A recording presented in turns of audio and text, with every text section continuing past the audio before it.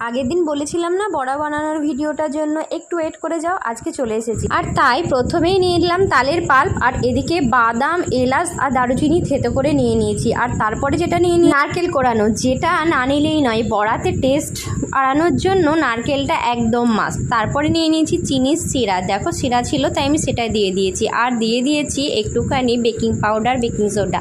আর তারপরে দিয়ে দিয়েছি চালের গুঁড়ো, দিয়ে ভালো করে সেটাকে নিলাম মাখিয়ে। এই তালের বড়া এভাবে বানালে কিন্তু দুর্দান্ত স্বাদ হয়, একবার কিন্তু বানিয়ে তোমরা ট্রাই করতেই পারো। আর তারপরে দেখো দিয়ে দিলাম আটা। আর এই আটা দিয়ে কিন্তু বেশ অনেকক্ষণ ধরে ভালোভাবে কিন্তু চেপে চেপে মাখতে হবে, যত মাখবে তত ফাঁপালো ভাবটা কিন্তু চলে আসবে। আর মাখিয়ে নিয়ে বেশ আধ ঘন্টা মতো আমি একটু রেখে দিয়েছিলাম। তারপরে দেখো তেলে কিন্তু দারুণভাবে নিয়ে একদম লাল লাল করে ভেজে নিলাম। ব্যাস রেডি আমার তালের গরম গরম বড়া। এই গরম গরম বড়া খেতে কিন্তু দারুণ লাগে। তোমাদের কার কেমন লাগে কমেন্টে কিন্তু আমাকে অবশ্যই বলো। আজকের মতো টাটা।